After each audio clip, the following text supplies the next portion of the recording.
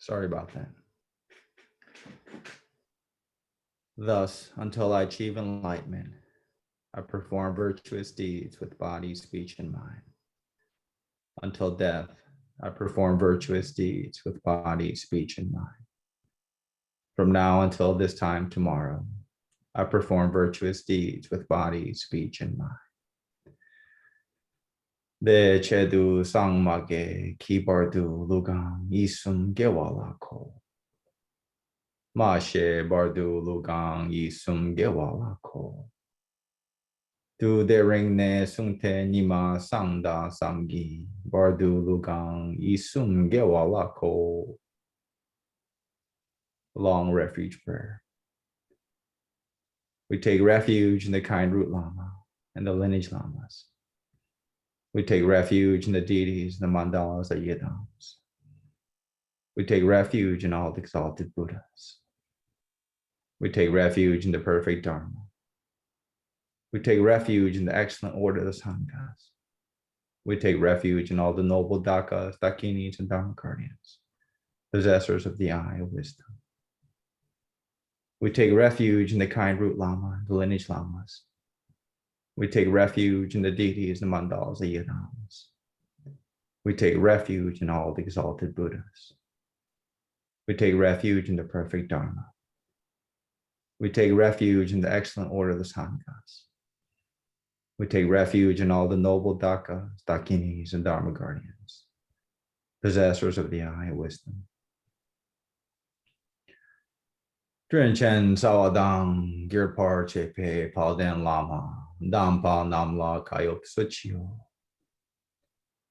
Yedam Kilkorgi Lakshok Namla Kayok Suchio Sangje Chomdende Namla Kayok Suchio Dampe Chonamla Kayok Suchio Pagpe Jendung Namla Kayok Suchio Pawo Kandro Choyok Sume Sovyeshiki Chendang Denpa Namla Kayok Suchio.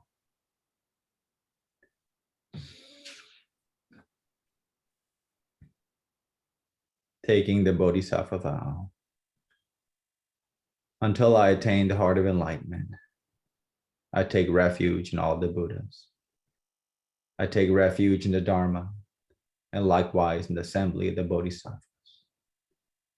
As the previous Buddhas embraced the enlightened mind and progressed on the Bodhisattva's path, I too, for the benefit of all sentient beings, give birth to bodhicitta and apply myself to accomplish the stages of the path. Until I attain the heart of enlightenment, I take refuge in all the Buddhas. I take refuge in the Dharma, and likewise in the assembly of the Bodhisattvas.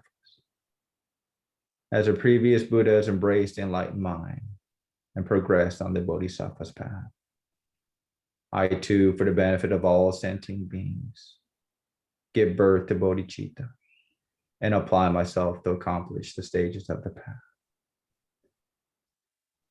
Changchu Nyingpo Chikibar Sangje Namla Kayok Suchi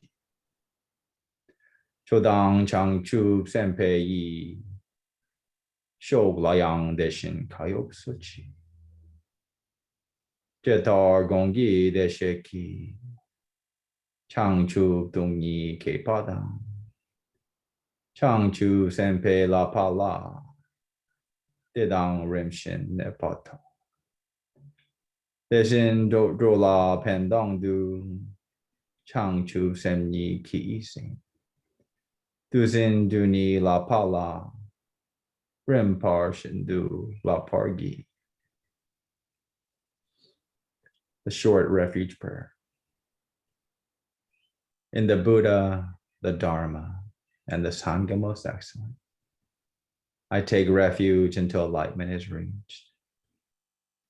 By the merit of generosity and other good deeds, may I attain Buddhahood for the sake of all sentient beings. In the Buddha, the Dharma, and the Sangha most excellent, I take refuge until enlightenment is reached. By the merit of generosity and other good deeds, may I attain Buddhahood for the sake of all sentient beings. Sangye chodang soki chongnamla changchu bardu dangi kayop sochi. Dangi jinso jipe sonam ki jola penshu samge ju porsho.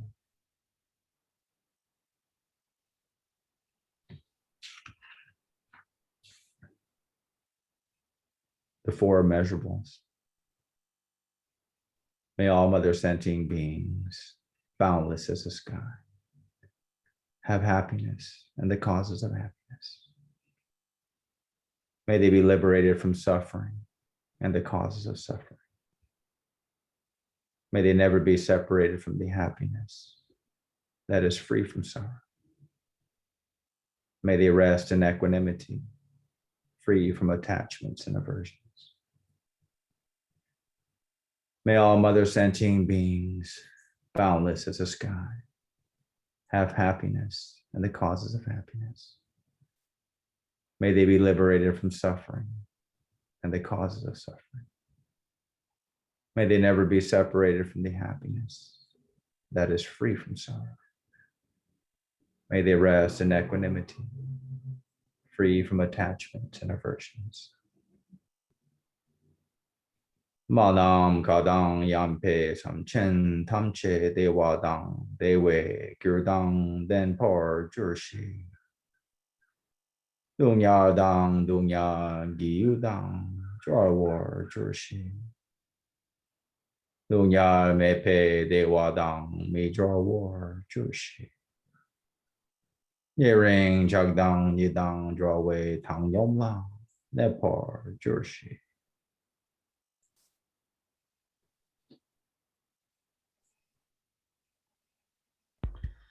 Okay, thank you, everybody. So, chapter 13 in the Jewel Ornamental Liberation is really two major sections in there. One of them is like the four schools of Buddhism. And it gets into a minutia of fine points that, to me, turns my head around, because they seem so, they're talking about the same thing, but then suddenly they're talking about some small thing that creates a difference. It's more, to me, it's more about the history of these teachers and the way they evolved and so on, and less about the actual doctrine itself. So we can explore this, but I would like to explore this another time about the four schools. I think it's more important to talk about the second part of this chapter, which is about emptiness and about the two truths. That's real doctrine. That's really, something that is really important and something that confuses a lot of people.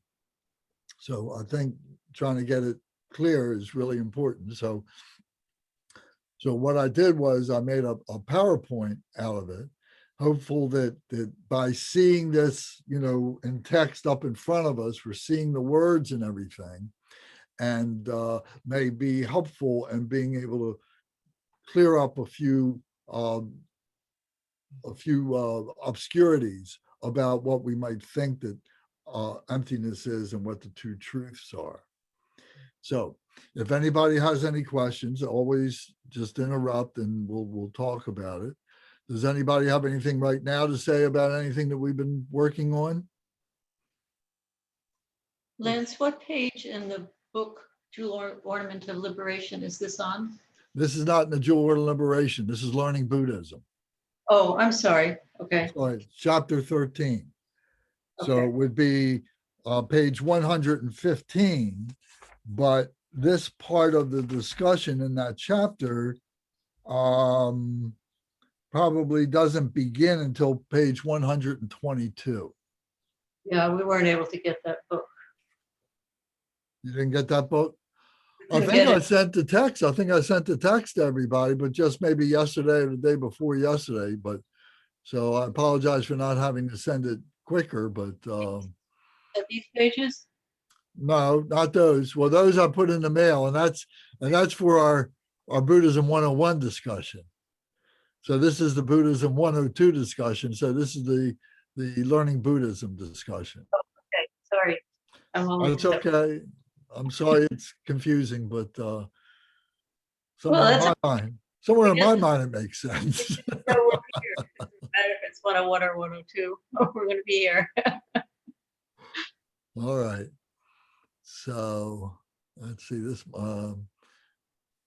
So you can see. Let me see if I do this. Wait a minute.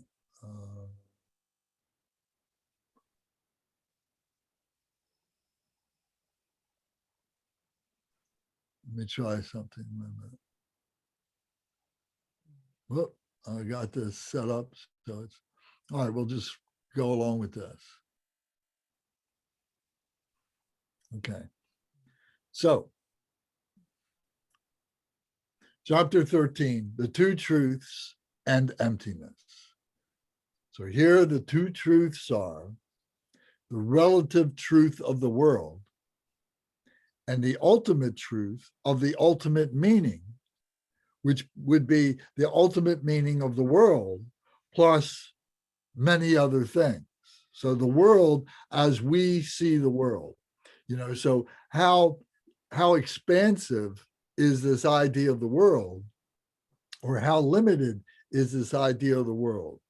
So I think for our purposes, I think if we look at the world as our planetary experience here on the planet Earth, the principles that we develop out of that, we then can apply to the solar system and to the galaxies and to the rest of the universe and all that. So let's keep it simple and talk about the world as we experience it here on the planet Earth. So the relative truth of this world, that everything depends upon something else to be able to give us an understanding of what this is the relative truth of this world, the appearances and so on, and the ultimate truth of the ultimate meaning of the world. What is the ultimate meaning of the world?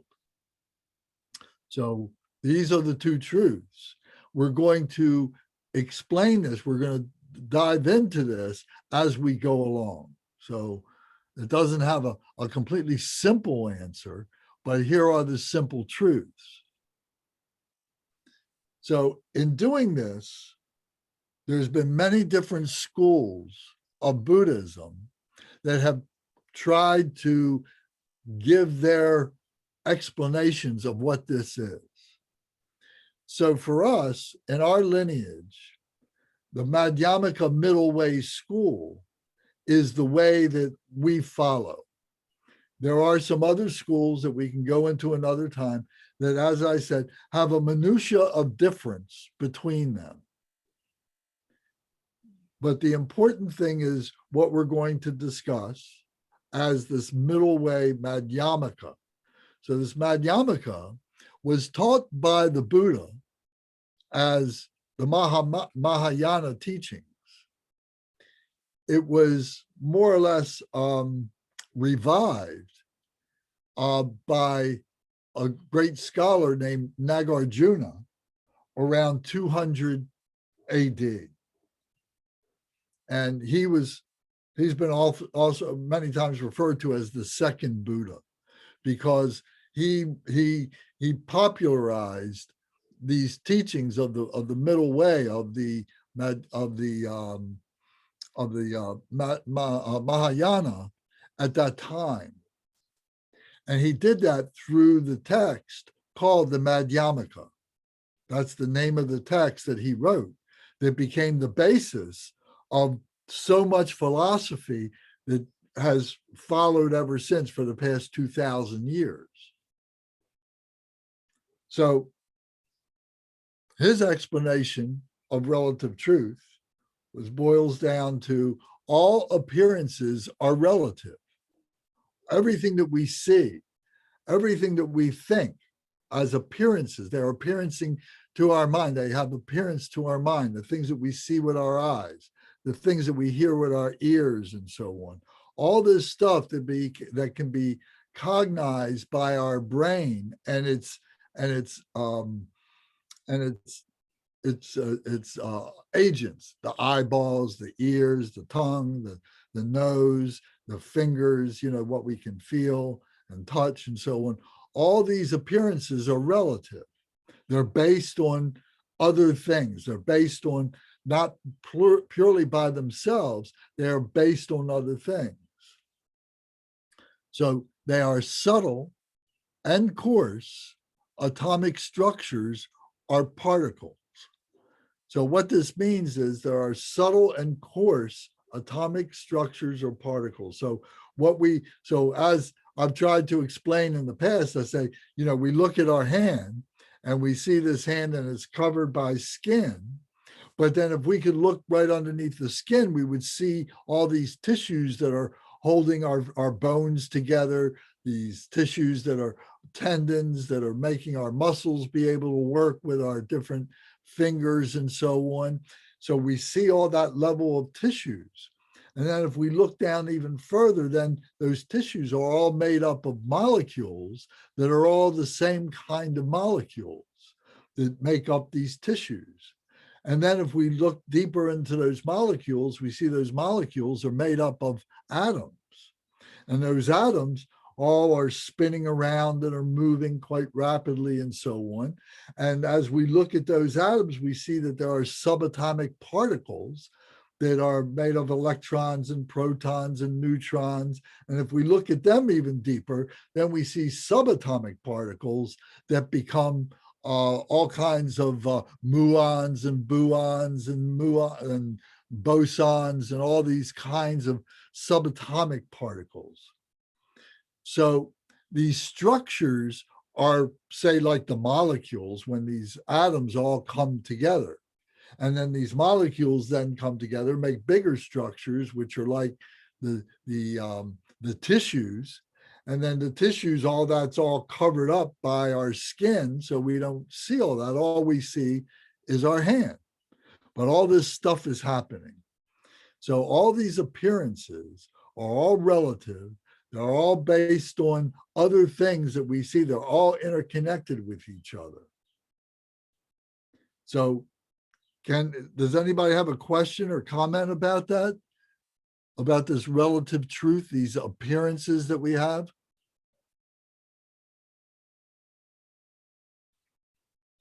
Okay. So now the ultimate truth now. Lance, Yes. I'm sorry, I was having trouble unmuting. I'm looking at the screen, Okay. and you define appearances as relative, but there's specific things. They're atomic structures or particles, which are in the world in which we've been educated, are substantive. They're things that have been identified and observed with instruments. But according to the ultimate truth, they don't really exist. Well, you're jumping ahead of me now, but yes. Okay, all right, then don't let me do that. But that was the question that was. So what's the question then? The question is that there's a statement there that there are atomic structures and particles. Right. That gives the impression of something that it exists, but the ultimate truth is that they don't really exist. Okay, well, let's continue on, and I think we'll get to what maybe you're trying to ask. Okay, thank you. Okay. So in this next statement, it says the ultimate truth is that those particles have no true existence, only the essence, which is emptiness. So this essence is that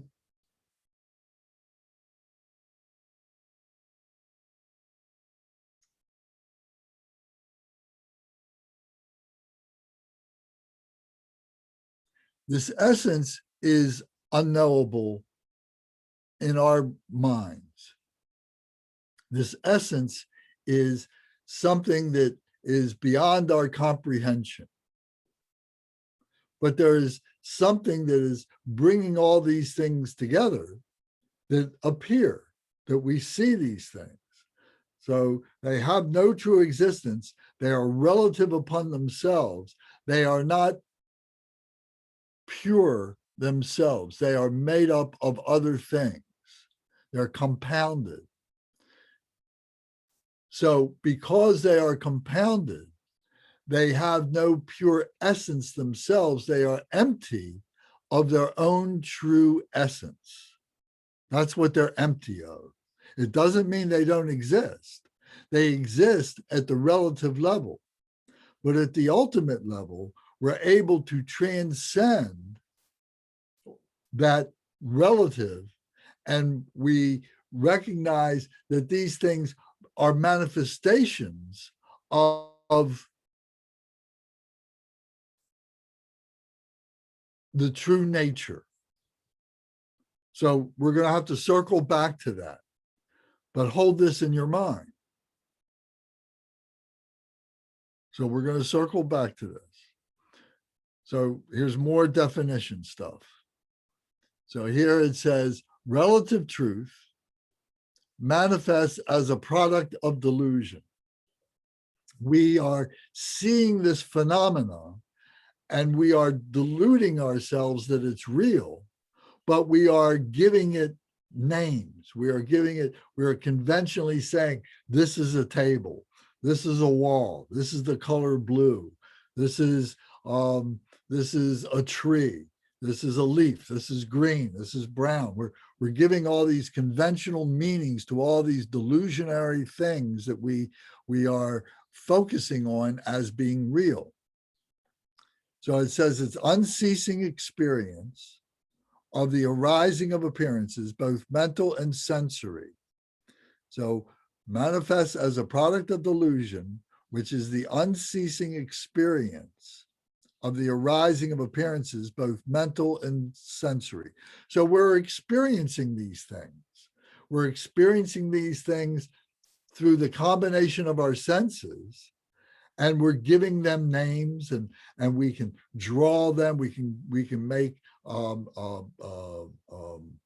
illustrations of these things and so on, and we instantly recognize what these drawings are referring to, that in this phenomenal nature. When we see the drawing of a tree, we automatically recognize it as a tree, and we can go right outside our house and we can go touch a tree, we can see a tree, and so on.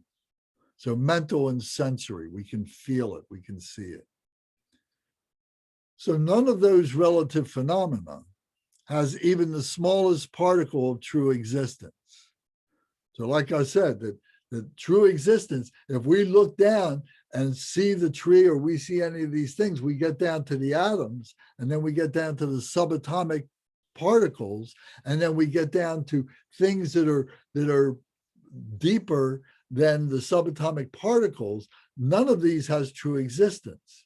They're all just happening relative to other things. None of them is absolutely pure by themselves. They are just illusory, like a dream. It simply manifests out of our pure delusion that we think that they are real. So we have to, for this time being, we have to hold this in our mind right now. Okay. So now the ultimate truth says that what these things are, or what the ultimate truth is, what it is unchanging, lasting nature, what we would call emptiness. This emptiness has no true nature. So this emptiness is another figment of our imagination. It's another convention. It's another word that we are using to try and help us to understand that there is something that is beyond our comprehension, that is beyond these physical things, that is beyond this relative nature, and we call it emptiness. This emptiness is unchanging and lasting nature. And it has, within it is this emptiness, or we can describe it as emptiness. So forgive me if I'm not doing a perfect job on this, but I'm trying to keep it simple.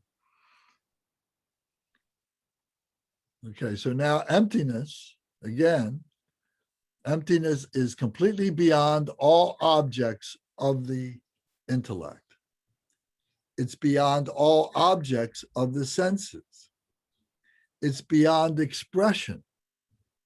It's beyond thought, beyond cognition or recognition, and it's beyond words. So this emptiness is, we can say that it's inclusive of all these things, but all these things that are compounded, all these things that are just illusory, that we hold on to as being permanent.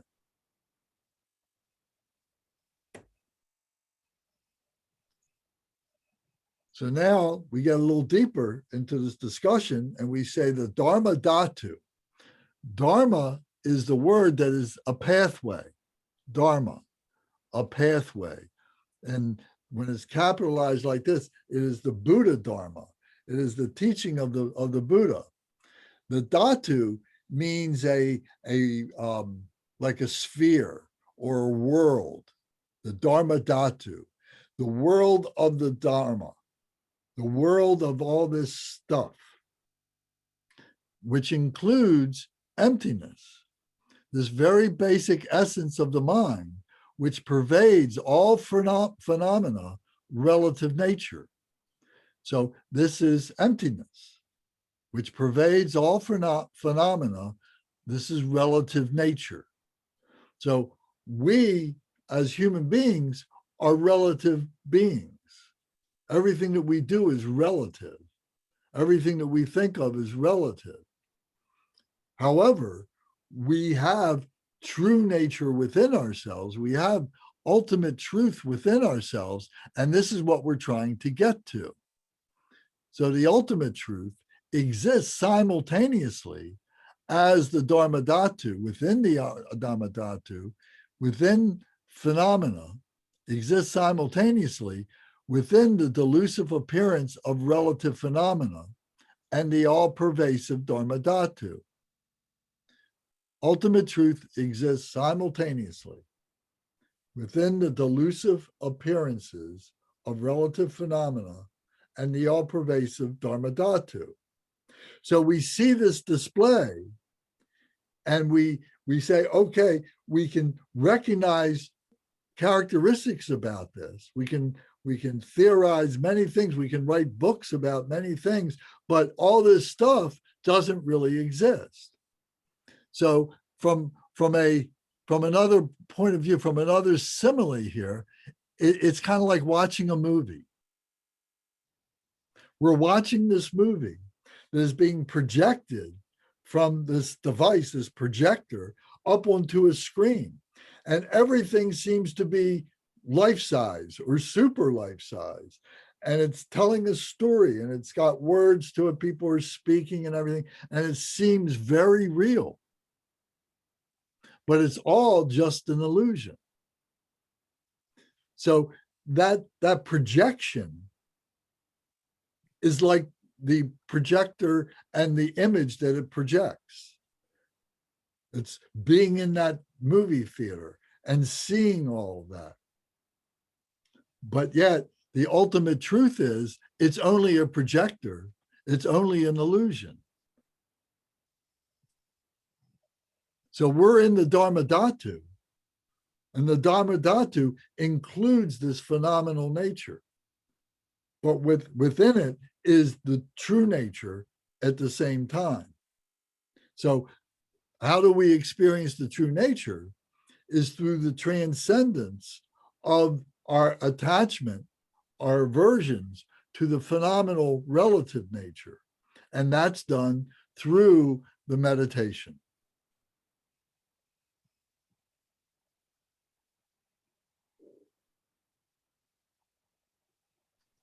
Okay. Just answer me one question. I'm moving around the images of you guys. You don't see me moving that around. That's just on my screen. Is that correct? You're just seeing the, okay. Just want to make sure that I'm not blocking things up because I want to see you guys, but I also want to see the screen. All right. So now a little bit more. Emptiness. Ultimate truth is the innate nature of mind. Completely peaceful, the essence of emptiness. And what does this mean? The innate nature of mind. Innate means that it is its natural state, that it is the least common denominator. It's what it is born with. The born nature of mind is ultimate truth.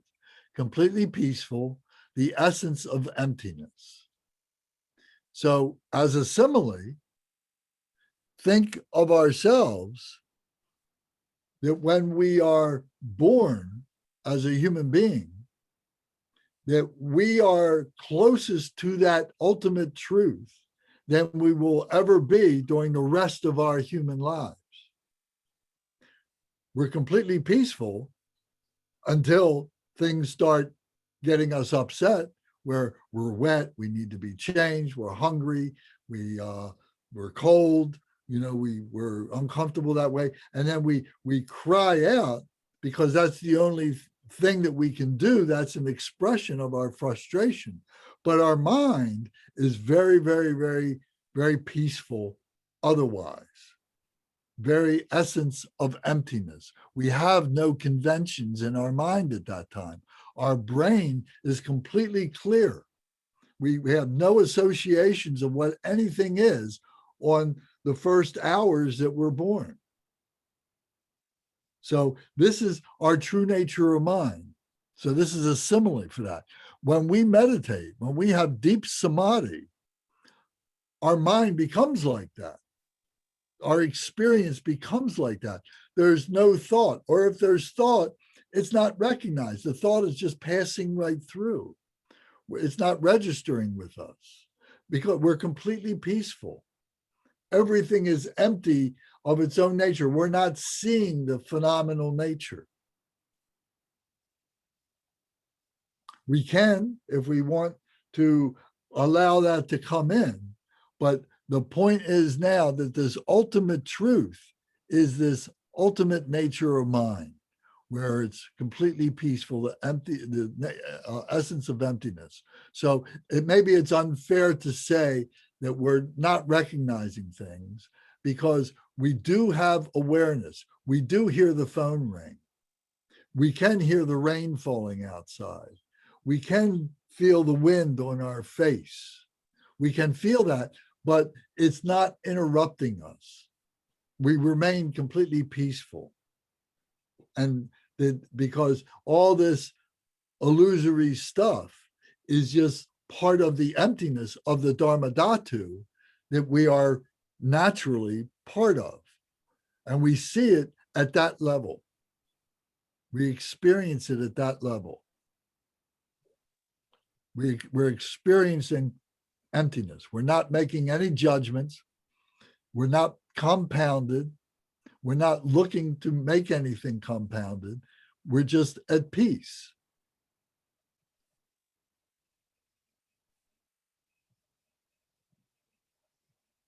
Therefore, it is impossible to find any independently existing substantial reality. It is impossible to find any independently existing substantial reality. So within this emptiness, everything is compounded. Everything is phenomenal. There's no substantial reality. Nothing exists on its own. that is pure, that purely exists. It's beyond thought, beyond expression. The perfection of wisdom is unborn and unceasing. The essence of space, without coming and going, without any designation whatsoever. So this is, we have to hold this in our mind, in our brain, and ultimately what we want to be able to do is to be able to experience this. Once we experience this, once we have a glimpse of this, then all of a sudden those pieces start fitting together. It may not be stable. You know, you say, oh, I had that for a moment. I understood. And then it goes, because our brain, you know, we start thinking about things, and we start, you know, bringing ourselves back to thought. We start bringing ourselves back to expression and all that, back to our dualistic nature. But for a moment, we may have had that blissful, uncompounded Dharma Dhatu experience through meditation. So that is the primordial wisdom of one's own intrinsic awareness, which is completely beyond the conceptual mind. So not only are we aware of the phenomenal nature that we're not paying any attention to, but we're also beyond the conceptual mind. It's another way of saying that we're beyond the conceptual mind, because all those things that we're not paying attention to are all conceptual. That is the primordial wisdom of one's own intrinsic awareness. Primordial means before birth, unborn wisdom of one's own intrinsic awareness. So when we talk about the Buddha like Vajradhara, we talk about the primordial Buddha, the essence of bodhicitta. That's what we're talking about. Non-conceptual, just being. Loving kindness, compassion, joy, and equanimity. So the Buddha's teachings are this: in the first turning of the wheel of Dharma, the relative truth of karma, cause, and effect. So beings could purify their negative karma, avoid engaging in further non-virtue, and develop merit by practicing virtue. So what was the first turning of the wheel of Dharma? The first turning of the wheel of Dharma was the four truths, the four noble truths. And this was an exposition of the relative truth. That the first truth was that we have suffering. The second truth is that we cause the suffering ourselves through our attachments. The third truth was that in order to remove ourselves from this suffering, we have to renounce attachment. We have to renounce all these worldly phenomenal things. And the fourth noble truth was the way in which we do that, was the Eightfold Path. How we perfect that renunciation, that cessation. All this, it has to do with purifying negative karma, not engaging in non-virtue, developing by practicing virtue. In other words, discipline. Discipline to separate ourselves from virtue and non-virtue. So this was the first turning of the wheel of Dharma. This was the relative truth, showing the relative truth of karma, cause, and effect, that we cause all this stuff ourselves. So the essence of the first turning of the wheel of Dharma by the Buddha was the Hinayana teachings, the discipline. Here is the possibility of liberation, the truth of karma, cause, and effect. Its domain is the relative truth. And the way in which it does that is through the Four Noble Truths, and the ideal, the hero, the idealist of this is the Arhat, the one who goes off by themselves into their hut, their hermitage, their cave, wherever, and they go into their samadhi, and they are able to transcend that human nature that sees all this phenomenal nature, and to experience the Dharma Dhatu. So this was the essence of the first turning of the wheel of Dharma, Hinayana. Anybody got any questions or comments? Am I going too fast? Go ahead, Michael, please.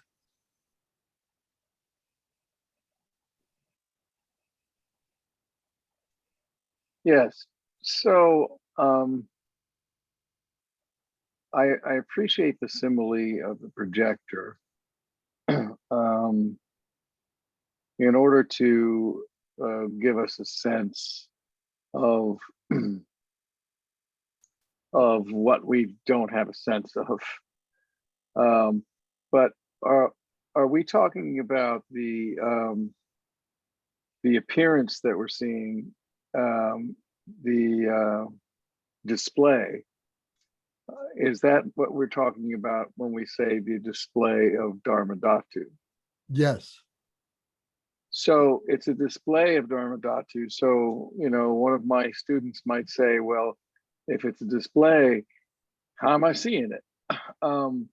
And I know we're not detecting it or perceiving it with our senses.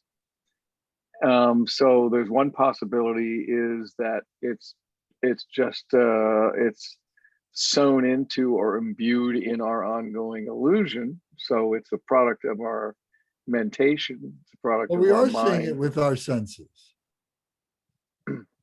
We do see that, we do recognize these phenomenal nature, these appearances through our senses. But the thing is that we imprint that with being permanent. So we think it's real.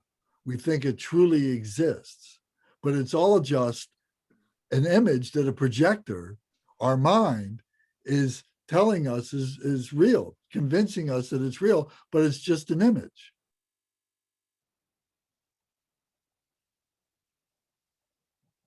Thank you.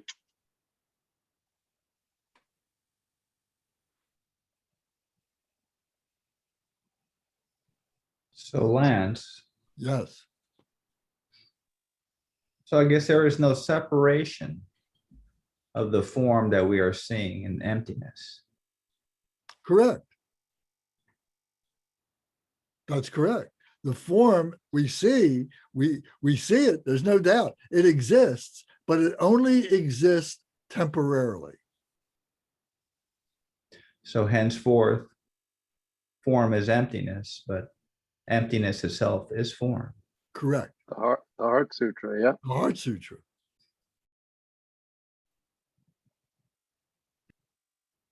Did something just kind of go like this a little bit?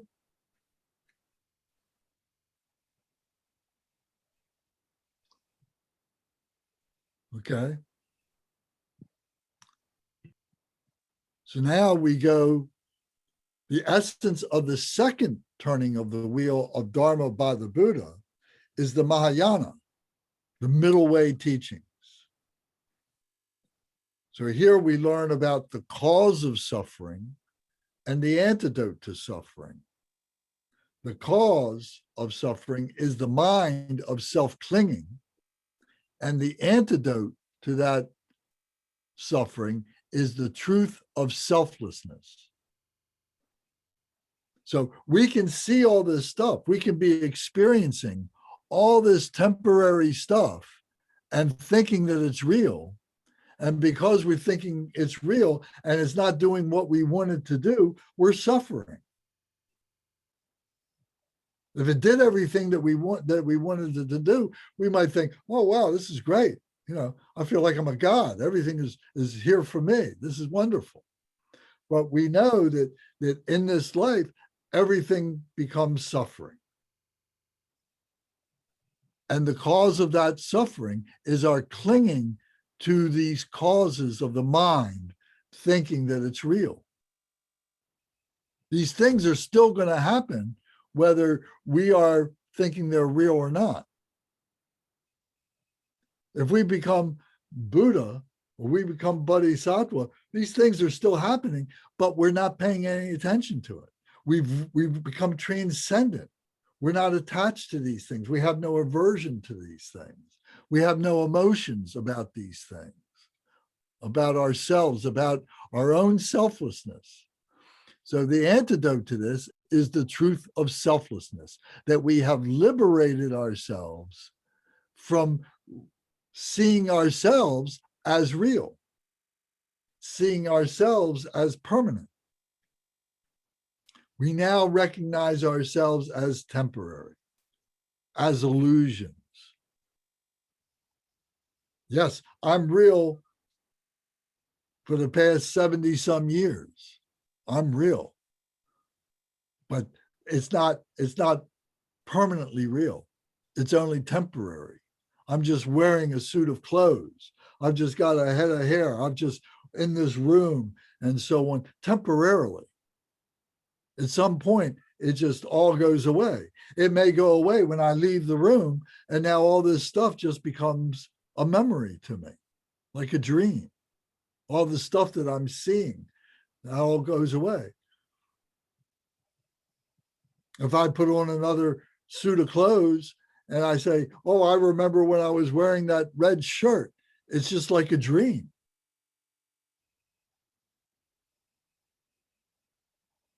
When you were doing something earlier this afternoon, whatever it was, maybe you were in your car going someplace, or maybe you were doing something around the house, or you were outside, and you sit here right now and you think about what you were doing this afternoon, it's just like a dream.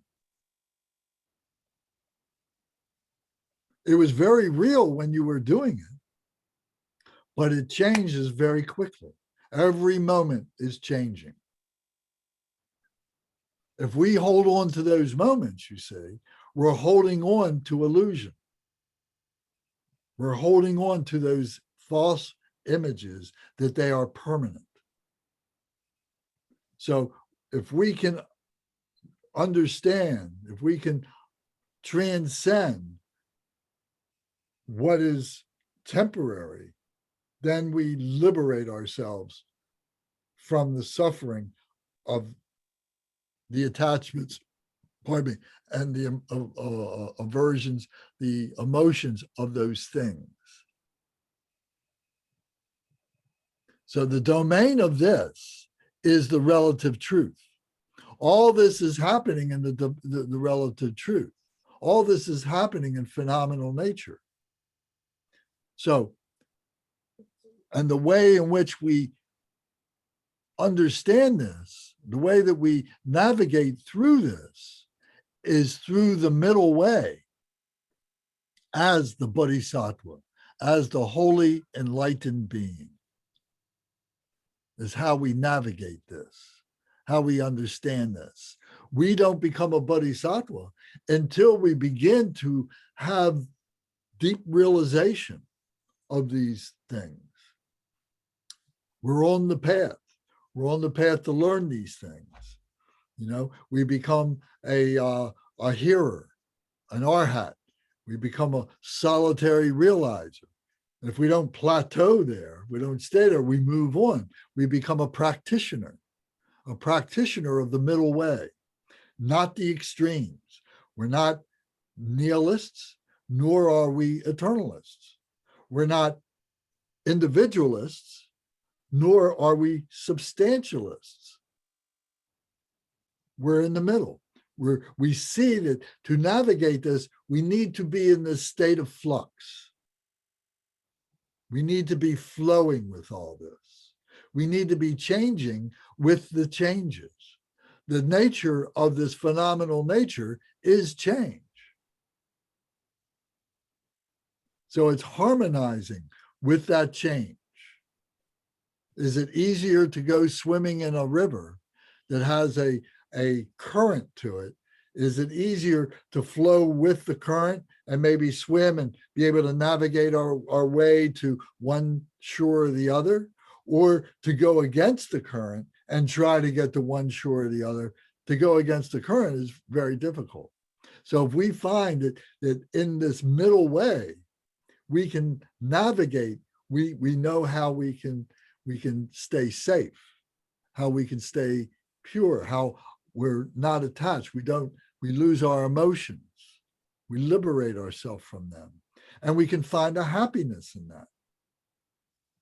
If we're always trying to swim upstream, we're setting ourselves up for a miserable existence.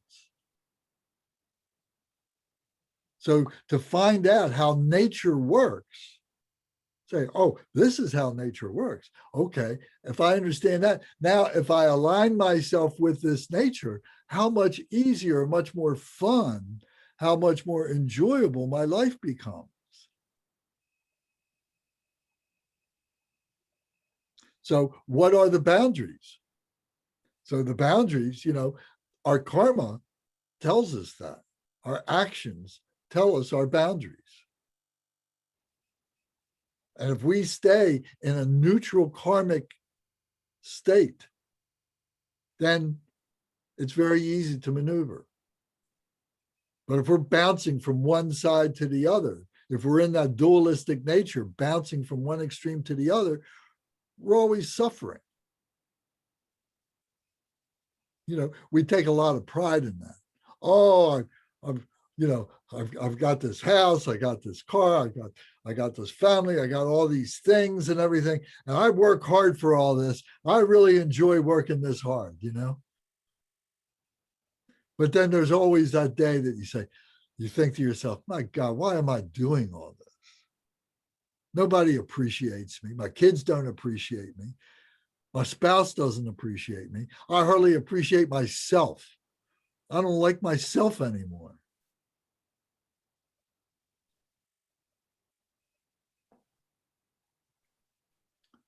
So this is the Mahayana. This is the middle way. This is the second turning of the wheel of Dharma by the Buddha.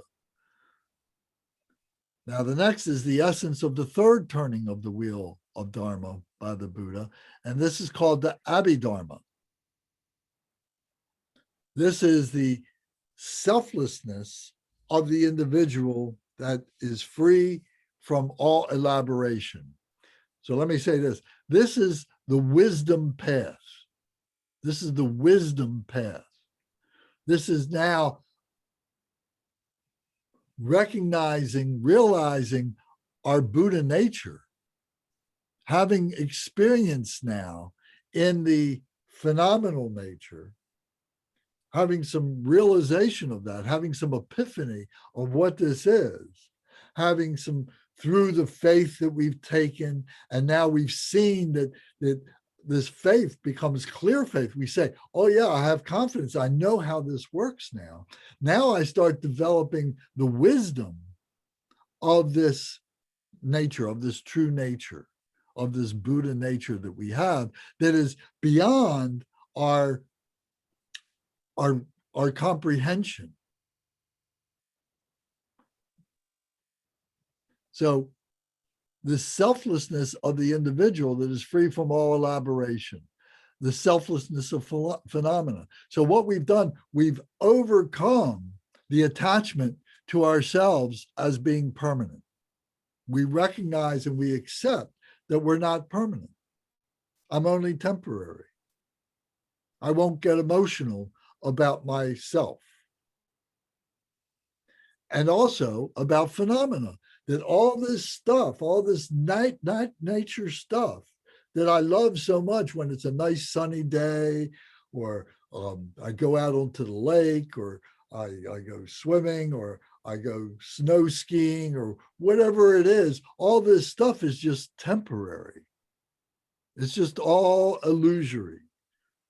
And it's all just part of this life that we have, of this experience, in order to be able to liberate ourselves from it. The gift of this life is to recognize its temporary nature so that we can liberate from it. Why do we keep wanting to come back? Why do we keep wanting to be born over and over again into this miserable existence? Not that our whole life is miserable, but I think you get my point. So the ultimate result is completely perfected liberation, enlightenment of total Buddhahood. So the domain of this is the wisdom domain. We become a wise person.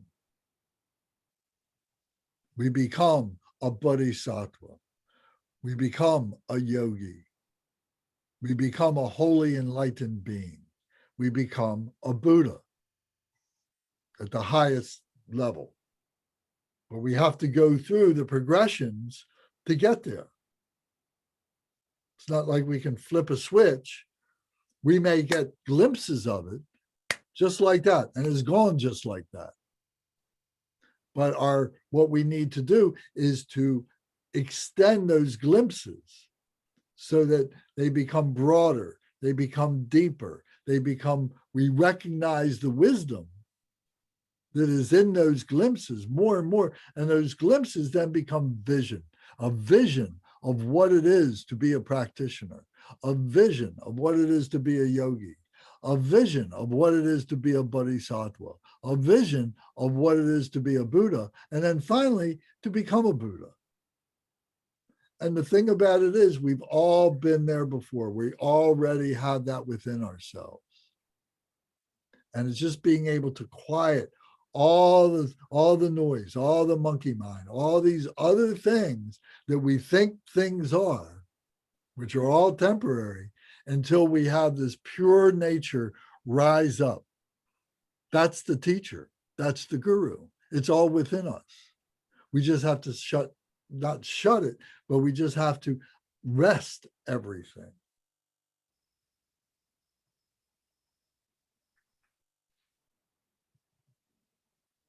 Any comment, question?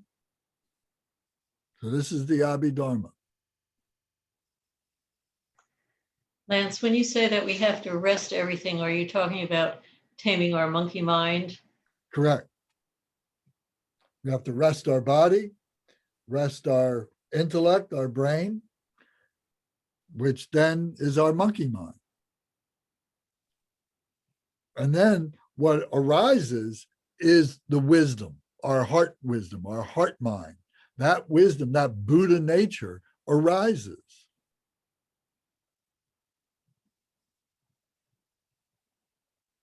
So how do we recognize that? We recognize that through the deity yoga. There may be other ways, but from my experience, it is the deity yoga. There may be books that you can read about things and so on. And yes, through that, but it's really through reading that vicarious experience, but then making it a gnosis, making it my own awareness, making it my own becoming the embodiment of that wisdom is where it happens. It doesn't happen through the vicarious experience. If you can read something and have it manifest that way, that's wonderful. I can read something, be inspired by it, do the meditation, have the glimpses, and then the glimpses fade. But I had the experience. And then I come back and I read something again, and that reading, that can spark that glimpse to come again. That can happen. That I know has happened. But the point is that you had to have that gnosis for that to happen.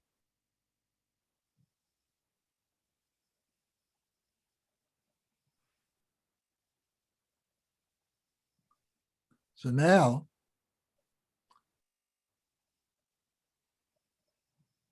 oops. So now to understand a little bit more, relative, the word relative in Tibetan is called kunzap, literally means everything false, relative. So instead of thinking of relative as temporary, now think of it as everything false. That becomes a very powerful tool to understand the meaning of relative as being everything false. In other words, all this is just a lie. All this is just a delusion. All this is just our ignorance, thinking that it's all real and clinging to it and grasping more of it and becoming jealous of it when we don't have it and envious of those that do have it. And becoming prideful and greedy when we think that we understand, that we think we have a handle on this, and we hoard it for ourselves. And prideful, and that we will manipulate others so that we can be self-important in our own lives and in their lives. So in other words, the five root poisons of all the emotions.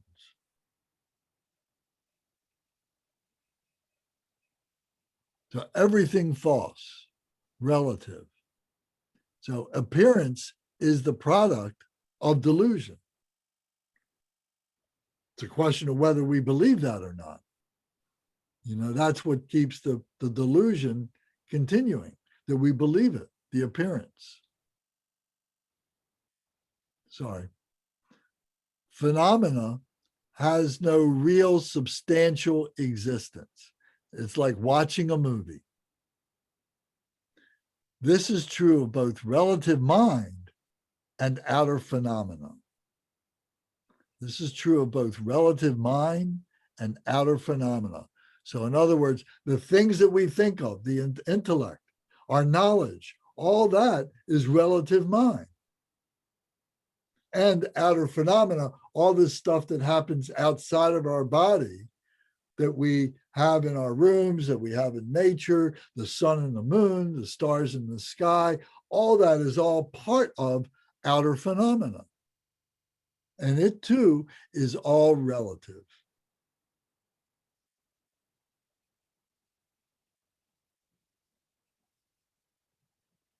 What is the truth? We don't know. Does it matter? We'd like to, because then we can say, oh, I know. It feeds our ego to say, I know.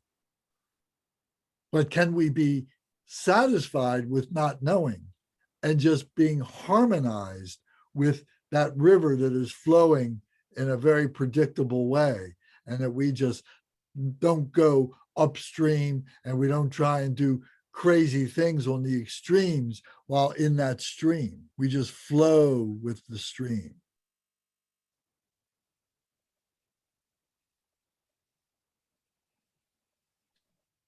Y'all know, what's his name? Neil Tyson, the scientist. What's his name? Neil Garner Tyson or something like that. DeGrasse. Huh? DeGrasse Tyson. DeGrasse Tyson. He was on a program I watched last night on television, on live, and he was being interviewed. He just wrote a new book. And it got down to the point of him saying, I don't know. He was being asked, well, what is all this stuff? And he says, I don't know. And you know what? It doesn't bother me that I don't know anymore. And he's one of the smartest guys in the room. From a technical, scientific point of view, he's come to the point that he doesn't know, and he accepts that. And he may never know.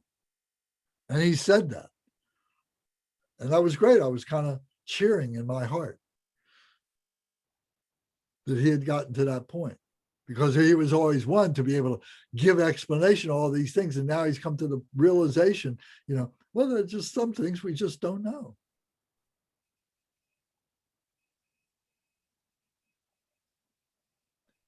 So does these statements, so this literally everything false, does this bring some meaning to you?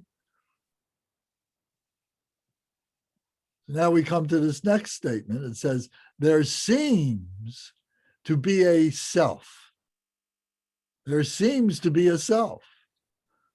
In relative truth, this mind and the appearances in the mind do exist. They exist relatively. So whenever we think about that, whenever we want to say, I exist, we should always say, I exist temporarily. I exist relatively. That'll put it into a better context that we won't delude ourselves. We won't so easily delude ourselves, and that we'll be able to not attach, but we'll be able to become familiar with the ultimate truth, which says, I don't exist. It's just a figment of my imagination. It's just emptiness. So here it says, the ultimate truth, in ultimate truth, the mind and the appearances in the mind are illusory manifestations.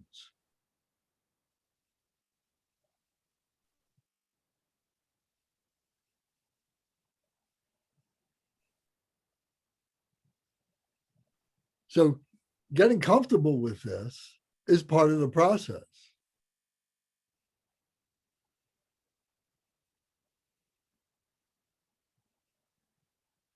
It's like seeing yourself for the first time. Emptiness. There is no true entity to be found in ultimate truth. Mind and all outer phenomena are pervaded by emptiness. This is called the shunyata. It's a Sanskrit word, the shunyata. There is no true entity to be found in ultimate truth. Buddha is not an entity. What we call Buddha, we want to make Buddha an entity. But what Buddha means is the awakened one. And even to call it one is qualifying. It's really just to be awakened. To be awakened to the true nature of reality, of what a human being is, and what a complete human being is. Remember, months ago, we talked about, the three-legged stool, and we talked about we have our physical body, we have our intellectual body, and we have our spiritual body. And now we become a complete human being when we have our spiritual body as a human being. And we equate that spiritual body with this notion of being awake, of being a Buddha, what we call a Buddha, or being a Christ, or being God, being this all-knowing being. So there's no true entity to be found in ultimate truth. So does that mean that there's no God or whatever? We don't know. Does it mean Buddha? We don't know. We say that there's this Buddha, but this Buddha, is this Buddha a true entity? Buddha's in all of us. We're all Buddha. What does that mean? That we all have the potential to be awakened.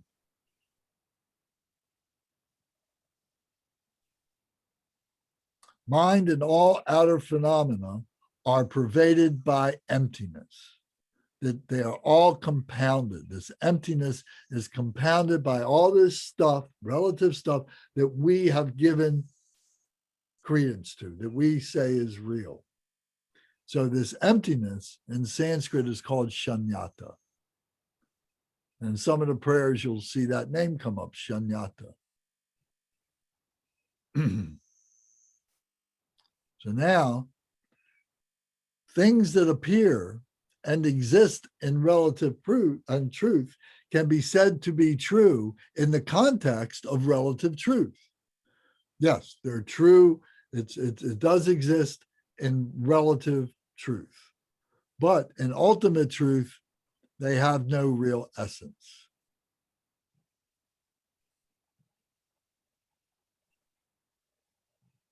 Whoop.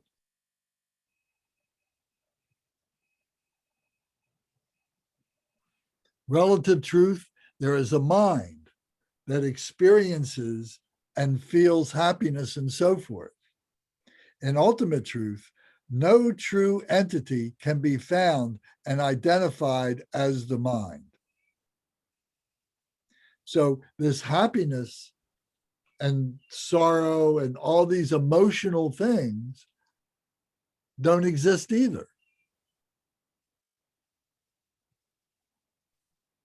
You know, and if we start hoping and wishing and wanting to be happy and not to be sorrowful and everything, it's just chasing illusions, more illusions of the mind. And this is why I've said many times that, you know, we as a realized person, as a Buddha, becomes very boring. There's nothing that turns us on. We don't get excited about anything.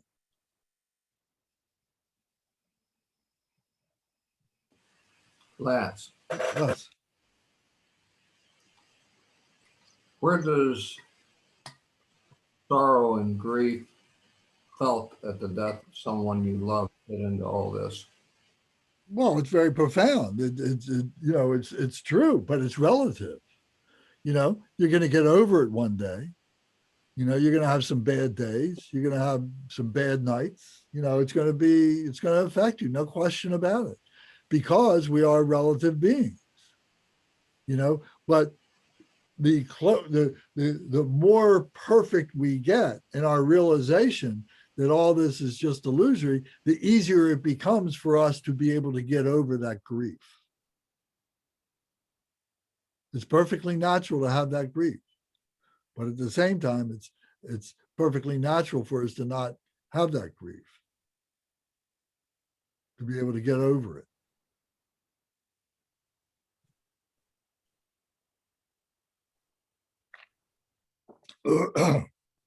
I mean, how does that sound to you?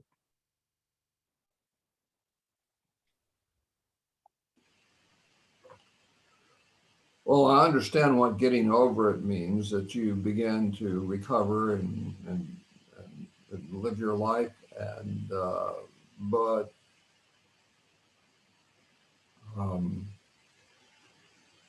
and I've gone through that myself. It's been a long time since I lost my parents, and although I have memories of them, I don't feel suffering at the experience of those memories. But I have known people who have gone years and don't seem to have, of course, they've lost. The death could have been very traumatic. There could have been a lot of extenuating things that caused scars.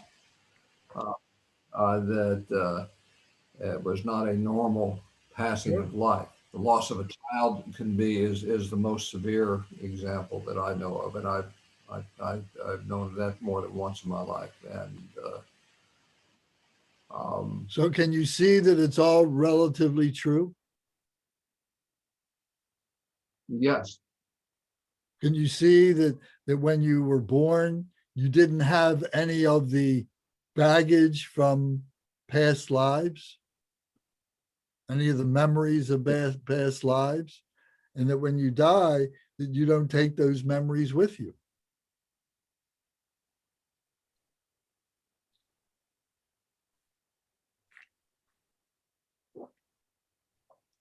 Well, let's put it this way. You don't have to take those memories with you. You can obsess and you can be attached, and you can take the seeds of those memories. You can take the seeds of those emotions. You can take the seeds of that karma with you.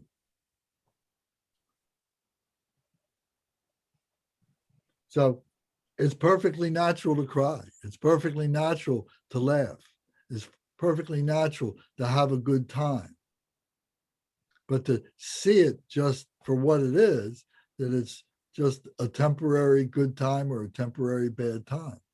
I'm here as a human being. I'm going to do the best thing I can as a human being, and you decide how you want to live your life as a human being, and you maybe decide how it is that you want any future life that you may have to be.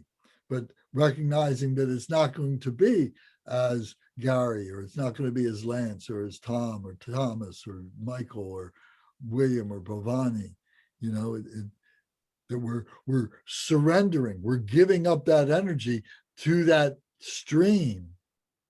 And how it manifests, there's many dynamics that we can't understand it as human beings. There's too many compounded things going on.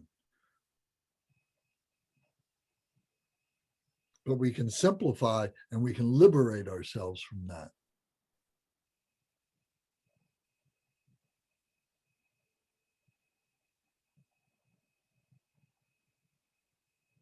So next, the relative and ultimate truths can't actually be separated because they exist simultaneously. They are actually indivisible. This goes to the question, Gary, that you asked right in the beginning. Appearances do appear. I think it was Gary that said that anyway. Appearances do appear, yet their essence is the nature of emptiness. So these things are two sides of the same hand.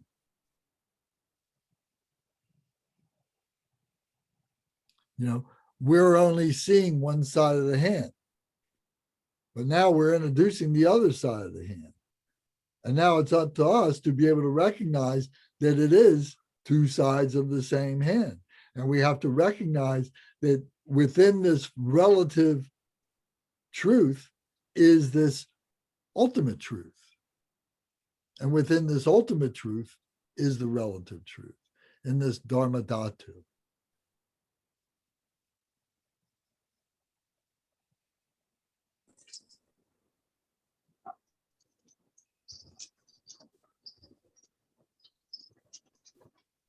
Okay, welcome, Zara.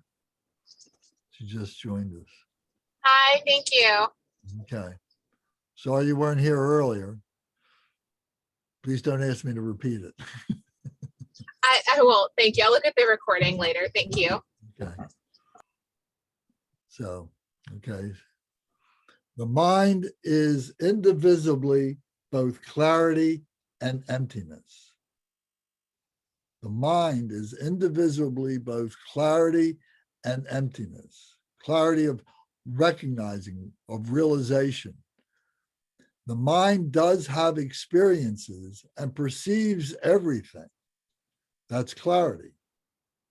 Yet the mind's nature is emptiness.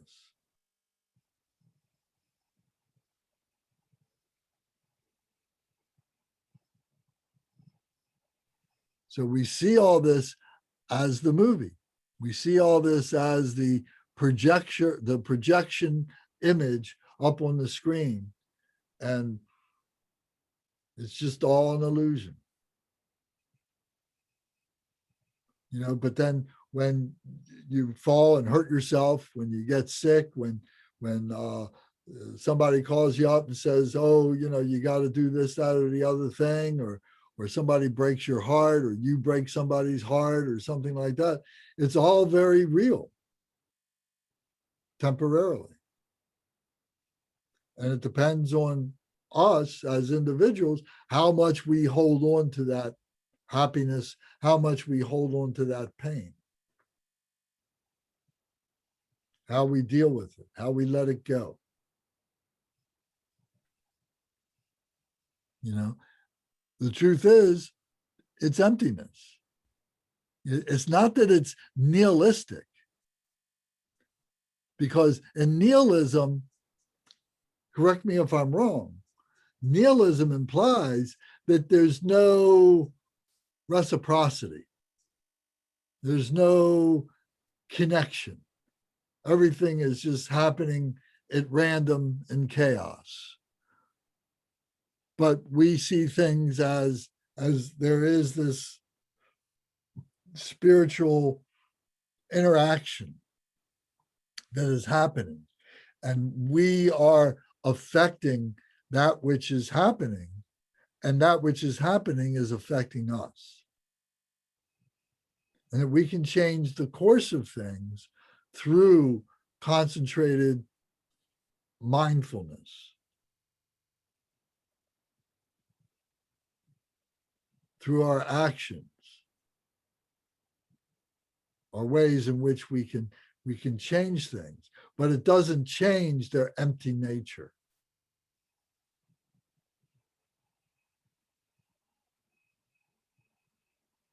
It's knowing that I've got this projector and it's got a 500 watt bulb in the projector.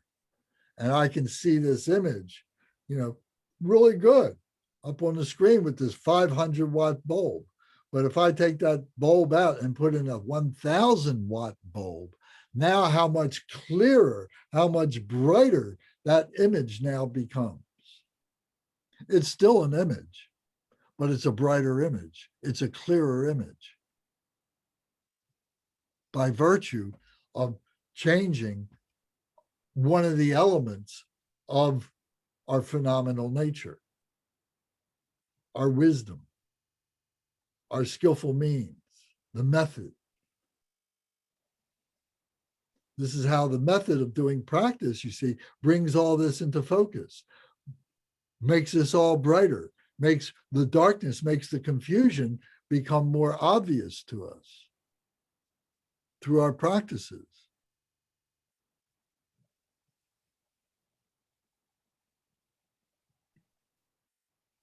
Earlier, Yes, go ahead. I'm sorry.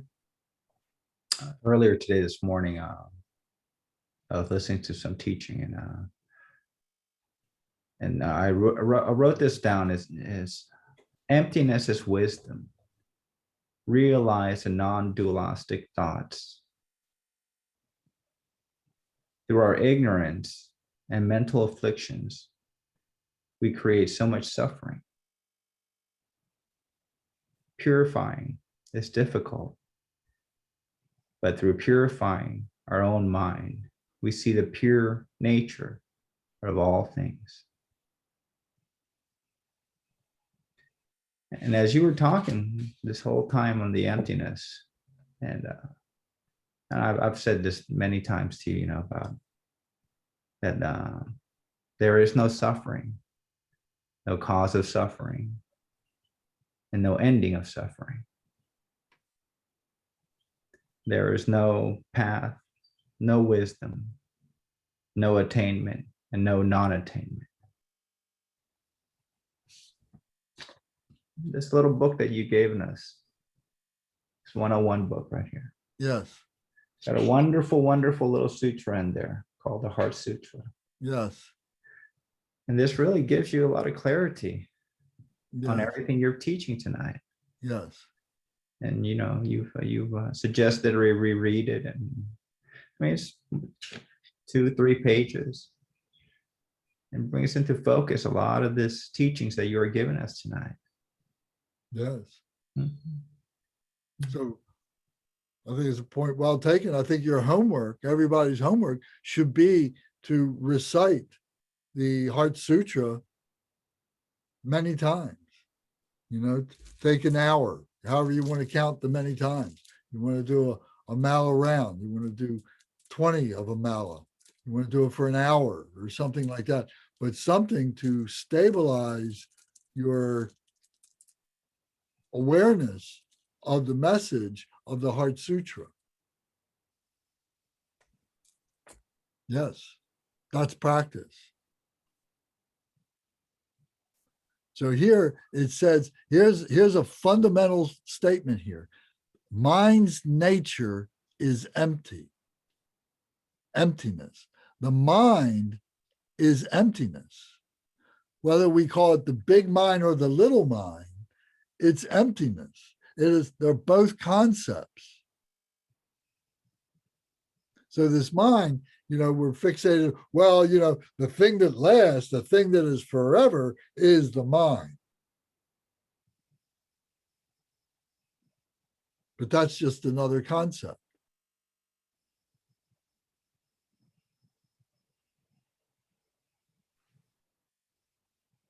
Okay. When one realizes the true nature of mind, then appearances are understood to be inseparable from mind's essence, which is emptiness. So it just keeps on coming back in this kind of a circle, like in the Heart Sutra. You know, we see that, you know, it's just this going round and round. Oops. And appearances and emptiness are also indivisible. Appearances and emptiness are also indivisible. Thus, relative truth and ultimate truth are similarly indivisible, not dualistic. Relative truth and ultimate truth are not dualistic. They are indivisible.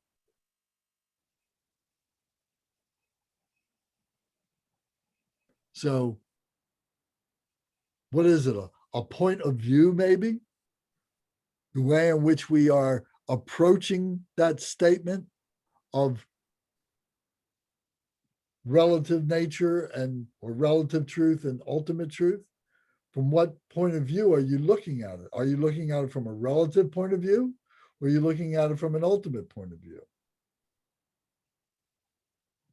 And realize that the answer is the same. And it's not a dualism. The dualism would be like an opposite. You know, this is simultaneously happening, two sides of the same hand. There is no dualism. They are how does it say it? They are indivisible.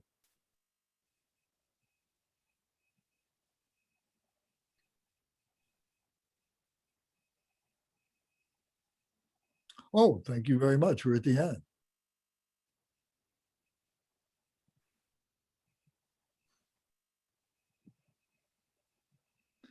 So what do you think of this? Gary, what do you think?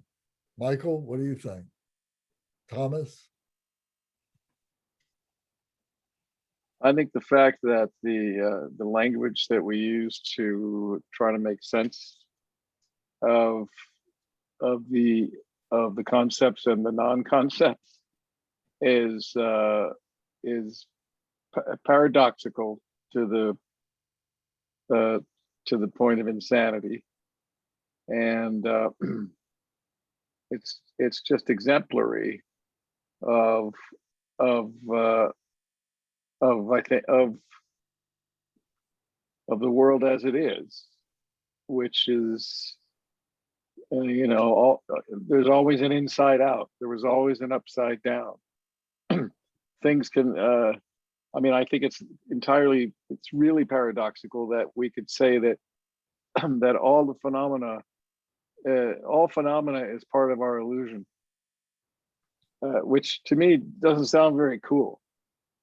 But then on the other hand, we can say that all appearance is the display of the Dharma Dhatu, which sounds pretty cool to me, but it's the same thing, right? So everywhere I turn in studying Mahamudra, I bump into these paradoxes where it doesn't appear that two things can exist at the same time, because they in appearance they seem to be opposites or polar or two different perspectives, when in all honesty I just come back to the idea of same taste. It's just it's so different, but it's absolutely not at the same time. So it's enough to blow your mind. Okay, what do you think?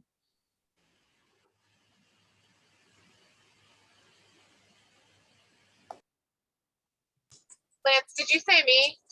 I said Gary, actually, and he turned Oh, his sorry. microphone off. That's okay. Sorry. Gary, did you have something you wanted to say? I guess not. You turned your microphone off. I'm sorry. I thought it, I'm sorry. I thought it was on. Okay. I in terms of the way that we have been, I believe, taught to think and view the world, it's paradoxical. But in terms of the way it's presented, I understand the sense of it. It takes a bit of thought and meditation and getting used to, because when you meditate on this and you consider it, and I understand, I think, what it means, but the type of rationalization, rational framework that I have been taught to view the world in, and I believe most people have been taught to view the world in, fights with this. So we have to work on it. Meditation is part of that.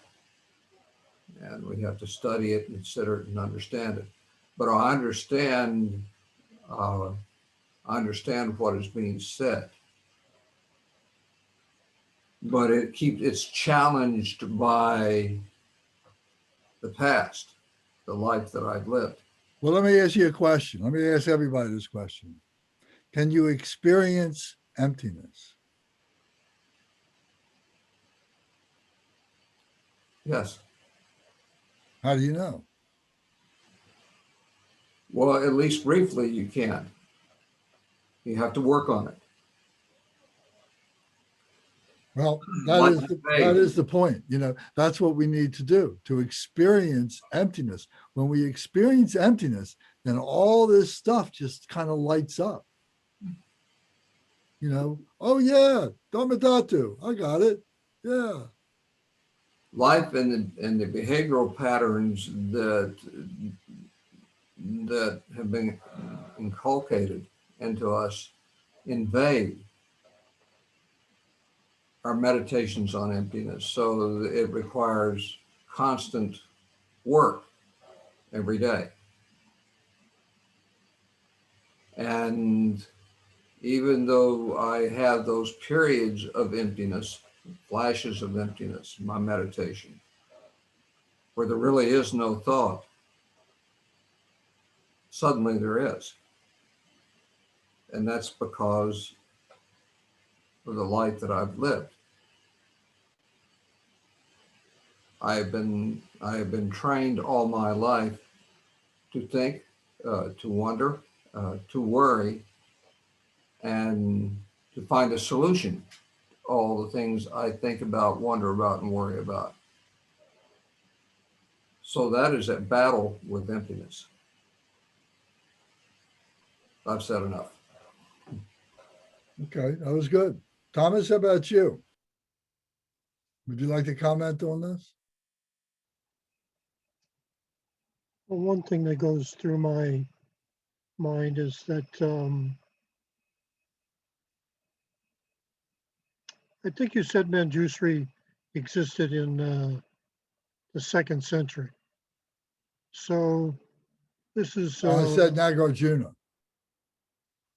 yes, I stand corrected. So this is handed down doctrine for 1800 years, and no doubt thousands of people have examined it, and so there seems to be agreement. So just note that point for a moment. If you've ever signed a legal agreement, let's say you lease a car or you buy a house, something like that, it just goes on and on and on and on. And there's been an attempt in the past few years to, as much as possible, get those down to one-page documents, to strip out all of that stuff. And the same thing about labels in the food when you go to the food market.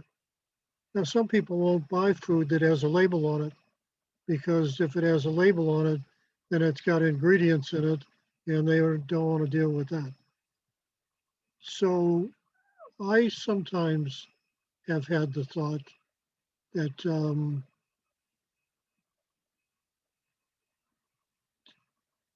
these ideas could be represented in modern language and simplified. I think it's very easy to get a whole chain of thought going with the word real, for example, or substantial. And if you've ever debated, one of the things that happens is you define terms right at the beginning so that everybody's on the same page. But I don't think when these words come out that everybody's on the same page because we're all different. So I'm just trying to digest a lot of things, and I'll go on just a little bit more. From what I've read about life itself, the scientists say all living things have two characteristics. One is to replicate or procreate, and the other is to survive. They don't want to be eaten, they want to survive. Someday they'll die, they'll just wear out, or maybe they'll get eaten up, but they want to survive. And so hardwired into our system is the self-grasping. We want to survive. It's like, it's a basic thing. Then you listen to the lamas, and the lamas say, well, you don't want to be caught up in cyclic existence. So if you want to resolve the cyclic existence, not be born again in the phenomenal world, then in essence, I'm not saying that you commit suicide because they don't recommend that, but you don't want to endorse the life process because the life process is full of the self-grasping and the problem life. So I Well, find how much of the life process do we recognize? Are you saying that we see what we see now is the entire life process? We see 3 dimensions. Is there a possibility of a 4th dimension or a 5th dimension or some other dimension that we don't recognize with our feeble human minds? well, that's speculation. Well, it's relative. And that's what we're exposing here is our relative nature. You're exposing our relative nature Yes, by talking about another dimension. sure. I mean, we're not talking about another dimension. We're just saying, what if there is? What if there's that possibility? Why not? How do we know? How ignorant are we? That How knowledgeable are we? what is the point of this line of reasoning? The point is that we just don't know. You know, so the point of being able to keep our mind open, to be able to keep ourselves open, to be able to keep ourselves free, to be able to liberate ourselves from any attachments that we have to any kind of doctrine. Well, that would include the teachings. Of course. And the Buddha said, don't take my word for it, test it yourself. You know, and so that's what we all need to do. You know, and again, you know, this is the same thing. I keep beating the same drum, but it's, you know, through the experience of emptiness, through the experience of the meditation, through the experience of liberation, does this stuff become obvious? Otherwise, it's purely speculative, like you were saying. I think it's pretty easy to see that a table is compounded of many things. And a table doesn't exist by itself in nature. So that's pretty easy to comprehend. But to make the further assertion, which I'm not saying that you have, that the table doesn't exist, the table is not real, I just think that goes down a rabbit hole that causes enormous confusion. Okay, how about your mind? Is your mind compounded or is your mind pure?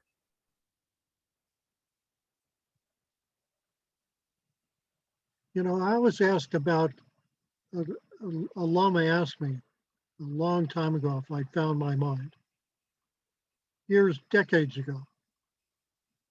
And I can tell you right now, no, I've not found my mind. And the lamas themselves will say, at least the lamas I've listened to, they say you can't pin the mind down. That's right. So it's the mind that is perceiving all of this stuff. It's interpreting all of this stuff. I think there's a lot of invention going on. What do you mean? Well, you don't have an answer, so your answer was it's the mind that's doing it. It's like an infinite regress. That's right.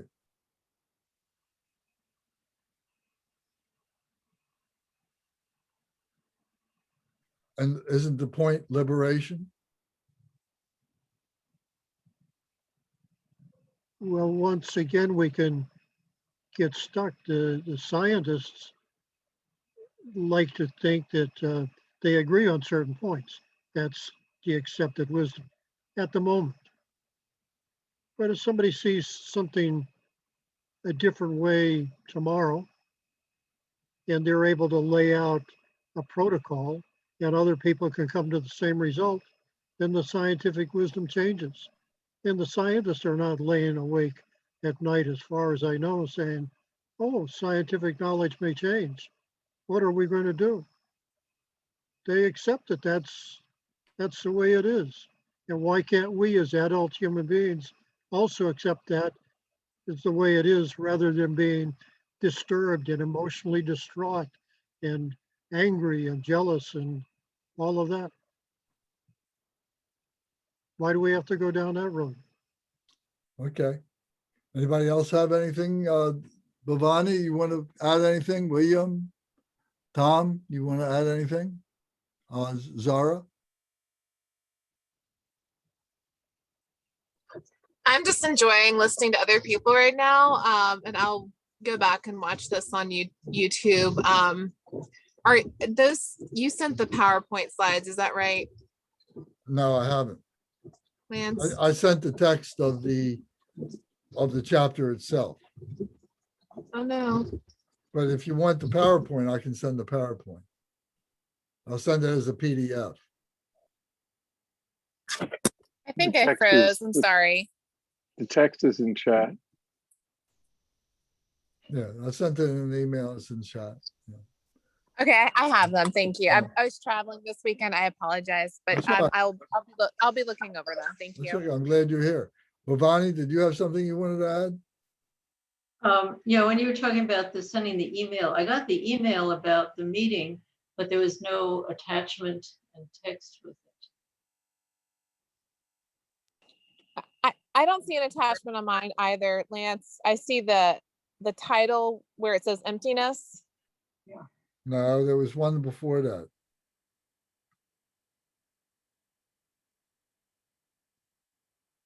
Well, while I'm looking for it, did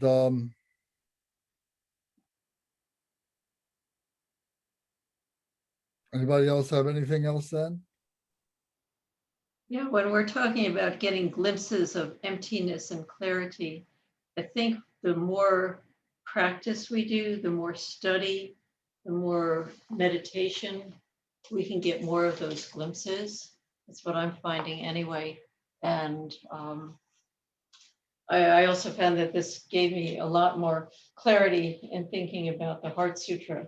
So I really appreciate the connection of them.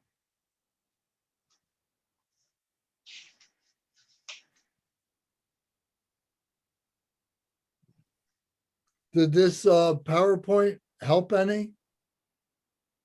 It's good Yes. to have it laid out. Yes. Yes. Good. There it is. I sent it on Thursday. I sent it to Buddhism 101, reminders and texts. And so it was a reminder to remind us of Medicine Buddha practice on Thursday night. And it had there were 6 remaining chapters of the Learning Buddhism book in this one email. So I sent it on Thursday. Lance, I Yeah, have so- that email. Is that also where that email is supposed to have the PowerPoint? No, it doesn't have the PowerPoint. I didn't add the PowerPoint. Oh, okay. I'm sorry. That's where my confusion was. I'm sorry. Okay. Yeah, if Yeah, you so- want the some of- PowerPoint, some of us, depending on the email application, don't get to see 6 attachments at the same time. So it might be it might be easy to miss. For instance, I use Outlook online. I only see 2 attachments. I have to read the fine print, oh, so it's pretty easy to miss that they're all there. okay. Well,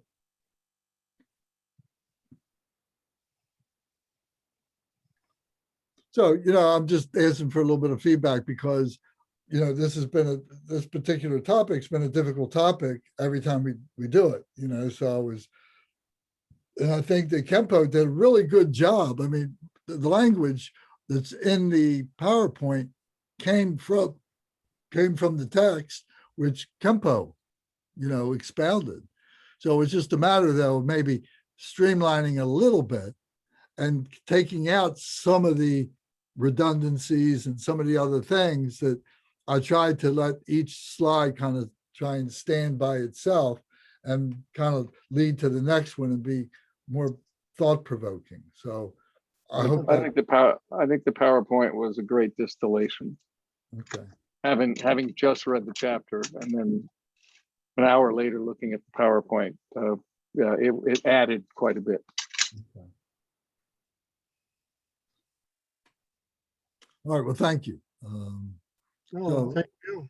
It doesn't, so now it doesn't take away the responsibility that we all have, to cultivate the experience of emptiness. So just a quick comment. Maybe it seemed that I was a little forceful in what I was saying, but what I was saying is based on personal examination of these questions. In other words, I'm not just wandering around in a daydream.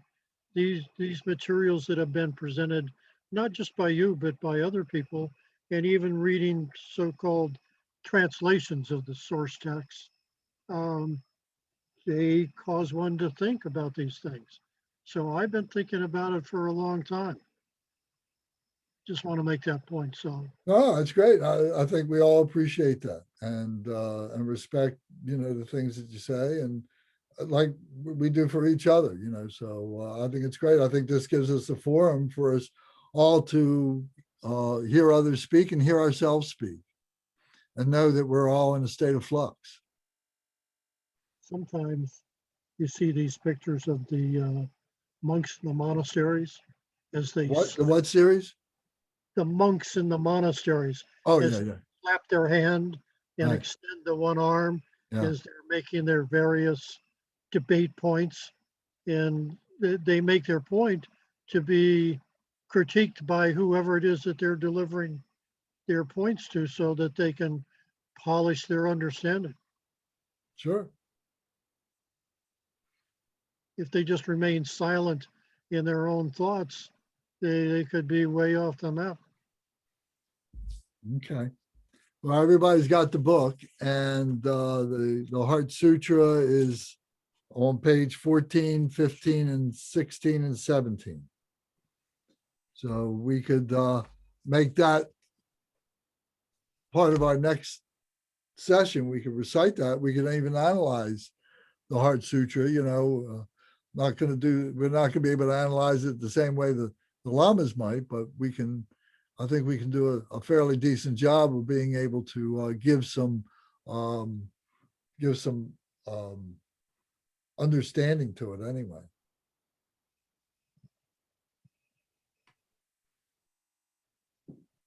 Okay. Anybody got anything else?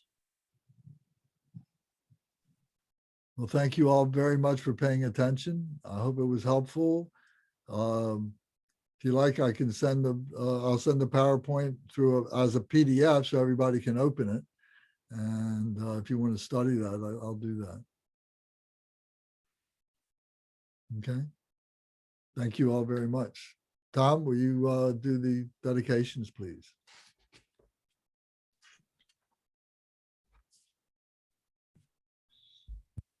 The lineage dedication prayer. Lord J. Chang, Talopa, Naropa, Marpa, Milarepa, Dharma, Lord Gampopa, Pagmo Drupa, and Lord Drikungpa. Please bestow upon us the most auspicious blessings of all the Kagyu Lamas. By this virtue may I achieve the all-knowing state, and may all who travel on the waves of birth, old age, sickness, and death cross the ocean of samsara by defeating all enemies, confusion, cause of suffering. Bodhicitta, the excellent and precious mind, where it is unborn, may it arise. Where it is born, may it not decline, but ever increase higher and higher. I pray that the Lama may have good health. I pray that the Lama may have long life. I pray that your Dharma activities spread far and wide. I pray that I may not be separated from you. As Manjushri the warrior realized the ultimate state, and as did Samatamhadra, I will follow in their path and fully dedicate all merits for all sentient beings. By the blessings of the Buddha who attained the three kayas, by the blessings of the truth of the unchanging Dharma as such, by the blessings of the indivisible Sangha order, may the merit I share bear fruit. The Dakoma prayer. By the virtues collected in the three times, by myself and all beings in samsara and nirvana, and by the innate root of virtue, may I and all sentient beings quickly attain unsurpassed, perfect, complete, and precious enlightenment.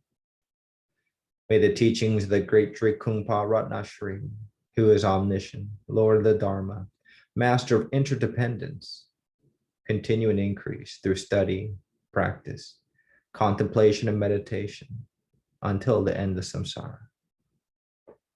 Dedication prayer by Lord Jitkun Sumgun. Glorious, holy, venerable, precious, kind root and lineage lamas, divine assemblies of Yidams, assemblies of Buddhas, Bodhisattvas, Yogins, Yoginis, and Dakinis, dwelling in the 10 directions, please hear my prayer. May the virtues collected in the three times by myself and all sentient beings in samsara and nirvana, and the innate root of virtue, not result in the 8 worldly concerns, the 4 causes of samsara, or rebirth of the Shravatka or Pratyeka Buddha. May all mother sentient beings, especially those enemies who hate me and mine, obstructors who harm, misleading Maras, and the hordes of demons experience happiness, be separated from suffering, and swiftly attain unsurpassed, perfect, complete, and precious Buddhahood. By the power of this vast root of virtue, may I benefit all beings through my body, speech, and mind. May the afflictions of desire, hatred, ignorance, arrogance, and jealousy not arise in my mind. May attachments to fame, reputation, wealth, honor, and concern for this life not arise for even a moment. May my mind stream be moistened by loving kindness, compassion, and bodhicitta. And through that, may I become a spiritual master with good qualities equal to the infinity of space. May I gain the supreme attainment of Mahamudra in this very life. May the torment of suffering not arise even at the time of my death. May I not die with negative thoughts. May I not die confused by a wrong view. May I not experience an untimely death. May I die joyfully and happily in the great luminosity of the mind as such, and the pervading clarity of Dharmata. May I, in any case, gain the supreme attainment of Mahamudra at the time of death or in the Bardo. Om Ha Hum. Om Ah Hum. Om Ah Hum. May my body, speech, and mind become inseparable with the body, speech, and mind of all the enlightened ones. Thank you so much. Thank you, Tom. Thank you, everybody. Thank you very much. Okay, so we'll see you Buddhism 101 on Monday night. Thank you. Thank you. Thank you, everyone. Have